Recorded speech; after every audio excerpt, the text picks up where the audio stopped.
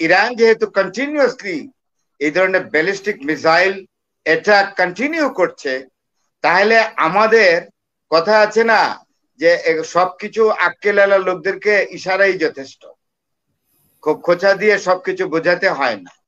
ওই যে আপনার উট পাখির ডিমগুলো যেখানে রাখা হয়েছে, এটা না হলো কোয়াট পেশাওয়ারের পর্বত সংকুল এরিয়া, এইখানে বিজ্ঞানী আব্দুল কাদিরকে ডেকে নিয়ে আনছিলেন জুলফিকার আলী ভুট্টো।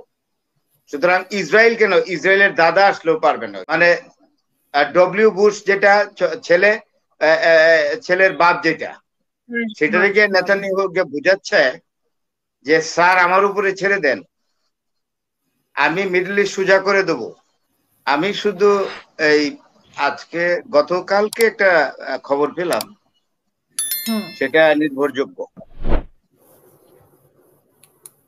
আপনার ইরানের কাছে যে মিসাইল মজুদ আছে বর্তমানে, তা দিয়ে ইরান ইচ্ছা করলে 20 থেকে 25 বছর মিসাইল ইসরায়েলের উপরে মিসাইল অ্যাটাক করতে পারবে, এতে কোনো সন্দেহ নেই।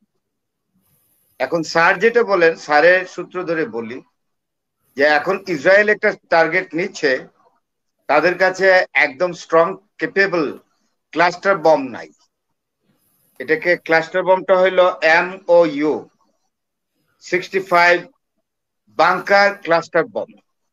আমি আবারও বলছি, MOU 65 বাংকার ব্লাস্টার, অর্থাৎ এইটা 200 ফুট নিচে গিয়ে 200 ফুট পর্যন্ত নিচে যায়। কিন্তু ইরানের যে আপনার নিউক্লিয়ার হেডকোয়ার্টার যেটা একদম, আর অনেকগুলো আছে, কিন্তু হেডকোয়ার্টার যেটা দুইটা আছে, দুইটি জায়গায়, একটা নাটানস, সেটা হলো আপনার 3000 ফিট নিচে। এখন আমেরিকারও এই যে বাংকার ব্লাস্টার বোম যেটাকে ক্লাস্টার বম বলা হয়, সেটার আপনার শক্তি হলো 200 ফিট নিচে যাবে, কিন্তু ইরানের নিউক্লিয়ার এস্টাবলিশমেন্ট হলো 3000 ফুট নিচে। সুতরাং এইটা কোনোভাবেই ইসরায়েলের পক্ষে ডিস্ট্রয় করা সম্ভব না। আর এইটা জানাই যায় ইরান কন্টিনিউয়াসলি অ্যাটাক করছে, এবং আমি যতদূর জানি যে প্রতি 3 থেকে 4 ঘন্টা পর পর ম্যাসিভ অ্যাটাকে যাচ্ছে ব্যালিস্টিক মিসাইল। এবং আপনি সবচেয়ে বড় কথা কি, তেল আবিব এবং হাইফা, এই দুটো মেজর সিটিজের, হাইফার বিশাল ক্ষতি হয়েছে, সেখানকার ওয়েল ট্যাঙ্কার কিচ্ছু নাই। আর অনেকগুলো বাড়ি তেল আবিবে একদম ভূমিসাৎ হয়ে গেছে, কোনো কোনো বাড়ি, কর্পোরেট বিল্ডিং। সুতরাং ইরান যেহেতু কন্টিনিউয়াসলি এই ধরনের ব্যালিস্টিক মিসাইল এটা কন্টিনিউ করছে, তাহলে আমাদের কথা আছে না যে সবকিছু আক্কেলালা লোকদেরকে ইশারাই যথেষ্ট, খুব খোঁচা দিয়ে সবকিছু বোঝাতে হয় না। ইরানের হাতে বোমা আছে, সোজা কথা, ইরানের হাতে অ্যাটম বোমা আছে তৈরি, এবং it is capable two be dropped. তা না হইলে ইরান এত বড় রিস্ক নিত না। আমার কথা হিসাব পরিষ্কার, ইরান ভালো করে জানে যে ইসরায়েল হলো স্টুপিড সান অফ আমেরিকা, আমেরিকার দুষ্ট ছেলে। এই দুষ্ট ছেলেদের প্রতি আবার মা বাবার একটু বেশি টান থাকে, এটা আমরাও দেখি, এইটা ইরানের জানা আছে। তাই এই দুষ্ট ছেলেটিকে যেহেতু ধরেছে ইরান, বুঝে শুনেই ধরেছে, আটগাট বেঁধেই ধরেছে। আর পাকিস্তানের সীমান্তেই আসতে পারবেন না ইসরায়েল।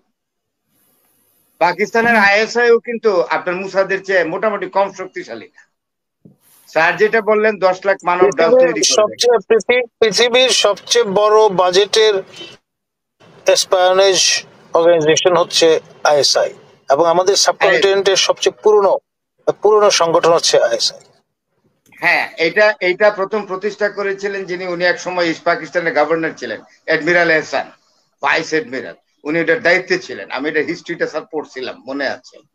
তো যাই হোক, এখন যেটা বলছি আর কি, কোহাট নামক জায়গায় পাকিস্তানের অ্যাটমিক এনার্জি হেডকোয়ার্টার, যেটা ওই যে আপনার উট পাখির ডিমগুলো যেখানে রাখা হয়েছে, এটা না হলো কোয়াট পেশাওয়ারের পর্বত সংকুল এরিয়া, এইখানে বিজ্ঞানী আব্দুল কাদিরকে ডেকে নিয়ে আনছিলেন জুলফিকার আলী ভুট্টো। সুতরাং ইসরায়েল কেন, ইসরায়েলের দাদা আসলেও পারবে না ওইখানে আসতে। আর ভারত যদি গুফের মধ্যে ঘি মাখে, লাভ নাই। আপনি কি করে আমরা ভাবি যে ইসরায়েল এসে পাকিস্তানকে ধরবে আর চীন বসে বসে নর্থ সিন্ধুর সাগর কলা খাবে? আমি এটা বিশ্বাস করি। চীন তো আমরা দেখছি কন্টিনিউয়াস জবাব দিচ্ছে, উপযুক্ত জবাবই দিচ্ছে, কিন্তু আপনি ইসরায়েলকে একটু চোখটা আপনি খালি ঘোরাইতে বলেন পাকিস্তানের দিকে, চোখের একদম টেরা করে ফেলবে চোখটা। খারাপ কথাই বললাম, এবার আমি তো খারাপ কথা বলতে চাই না, একদম চোখটা টেরা করে দিবে চিরদিনের জন্য। এটা আমরা তো জিও পলিটিক্স বুঝে গেছি এখন, তাই না? সুতরাং এগুলো বলে লাভ নাই। ইসরায়েল হলো একটা কমপ্লিট টেররিস্ট কান্ট্রি। আমি যদি ভুল না করে থাকি, স্যার এখানে আছেন, স্যারের সামনে অনেক সময় সন্তানিক দিয়া কথা বলতে আমার ভয় লাগে, তারপর একটু বলি। 1985 সালে আপনার প্যালেস্টাইনের হেডকোয়ার্টার ছিল কোথায়? তিউনিসিয়ায়। ওইখানে গিয়ে কেন অ্যাটাক করলো ইসরায়েল? এটা তো প্যালেস্টাইনও ছিল না, ফিলিস্তিনি হেডকোয়ার্টার যেটা ইয়াসির আরাফাতের, এটা তো ইয়াতে ছিল তিউনিসিয়া, ওইখানে গিয়ে অ্যাটাক করেছে। হ্যাঁ, পিএলওর হেডকোয়ার্টার, প্যালেস্টাইনিয়ান লিবারেশন অর্গানাইজেশনের হেডকোয়ার্টার, ওইখানে গিয়ে কেন ইসরায়েল আক্রমণ করলো? ইসরায়েল কিরকম দেখেন, কত বড় স্টুপিড। ওইখানে গিয়ে আক্রমণ করেছে। আপনার ইরান কি এমনি খেপেছে?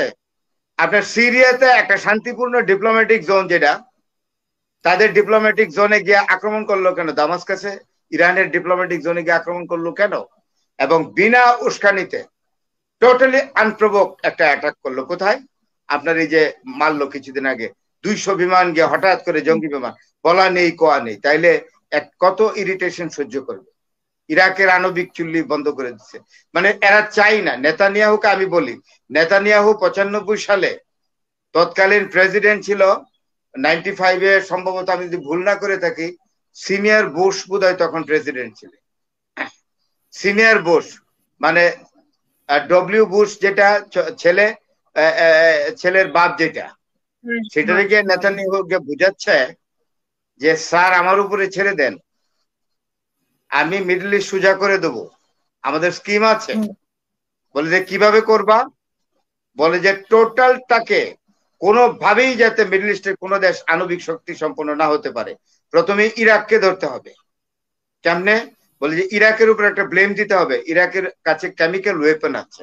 এই ব্লেমটা দিল, দিয়া জুনিয়র বুশ, তার বড় বুশ রিটায়ার করেছে, সিনিয়র বুশ, জুনিয়র বুশ গিয়া একটা ফলস একটা এলিগেশন আনলো, অ্যাকিউজিশন এনে। আপনি দেখলেন না, ইরাক তছনছ করে দিল। ইরাকে কি আসলে কেমিক্যাল ওয়েপন্স পাইলো? পায়নি তো। ওই যে ব্রিটেনের প্রধানমন্ত্রী সবসময় ছাগলের 3 নম্বর বাচ্চার মতো আমেরিকার সাথে লাফায়। তো ব্রিটেনের প্রধানমন্ত্রী তখন ছিল যে কি জানি বলে, ব্যারিস্টার, তার ওয়াইফও ব্যারিস্টার, ভুলে গেলাম তো। এটাকে তো বলা হয়তো মিস্টার বুশ, মানে বুশের চামচা। সেও বললো যে হ্যাঁ কেমিক্যাল ওয়েপন্স আছে, কিন্তু শেষে কি পাওয়া গেছে? এগুলো, এই সবগুলোর স্কিম হলো নেতানিয়াহু। এর একটা মানবরূপী দানব। আমি তো মনে করি ইসরায়েল নামক ইসরায়েলের শান্তিপ্রিয় মানুষের জন্য সে একটা ভয়ানক মানুষ। এই লোকটা ইসরায়েলের শেষ ধ্বংস টেনে নিয়ে আসবে। এবং আপনি দেখেন না, রাবাই যারা, আপনি রাবাই চিনেন তো, যারা হেড পরে লম্বা দাড়ি রাখে, এরা কিন্তু মুসলমানদেরকে কাজিন মনে করে, বলে যে এদেরও কেতাব আছে, আমাদেরও কেতাব আছে। জুস নাকি ওরা, নাকি রাবাই? হ্যাঁ, একদম অরিজিনাল হলো জু। এরা জায়নিজমে বিশ্বাস করে না, যেটা ডক্টর হেরজেলকে দিয়ে রোথচাইল্ড ফ্যামিলি করিয়েছিল, চাইম ওয়াইজম্যানরা করিয়েছিল। এটা পলিটিক্যাল এজেন্ডা ছিল। এই ইতিহাস যদি একটু বলি, জায়নিজম যেটা পলিটিক্যাল এজেন্ডা। জি স্যার, পলিটিক্যাল এজেন্ডা। এই এজেন্ডা রাবাইরা মানে না। এরা বলে যে না, এটা তো পলিটিক্যাল এজেন্ডা, আমরা ধর্মীয় এজেন্ডা নিয়ে চলি। আমাদের ইহুদি ধর্মে আছে মুসলমানরা আমাদের ফার্স্ট কাজিন। হ্যাঁ, ইব্রাহিম ইসলামের ছেলে আইজাক এবং ইব্রাহিম, আমরা ইব্রাহিমের ক্ল্যান আর আইজাকের ক্ল্যান, মানে ইসাক যাকে বলা হয়। ইসাক, ইসমাইল হলো মুসলমানরা, আর ইসাকের হলো ইসরায়েলিরা, যেটাকে বাইবেলে বলে আইজাক, আর বাইবেলে ইসমাইল বলে ইসমাইল। তো আমরা তো আসলেই কাজিন। এবং ইয়াসির আরাফাত নিজে বলেছিলেন যে ইসরায়েলিরা আমাদের চাচাতো ভাই, ইহুদিরা। আমি ছোটবেলায়, আরাফাত বলেছেন, ইয়াসির আরাফাত, ছোটবেলায় কত খেলছি, প্রতিবেশী বাড়ি হলো ইহুদিদের, ছোটবেলায় আমার খেলার সাথী তারা। আপনি বলেন এই জায়গাটাকে এই নেতানিয়াহু কোথায় নিয়ে গেছে? এগুলো তো আপনার এগুলো বুঝতে হবে। আপনি কি মনে করেন আমার যেটা এস্টিমেশন, যে রেকর্ডটা পাইলাম, যদি আরো যদি ইরান যদি এখন থেকে মাত্র 1 মাস এরকম মিসাইল অ্যাটাক কন্টিনিউ করে, তাহলে তেল আবিব বলে কিচ্ছু থাকবে না, হাইফা বলে কিচ্ছু থাকবে।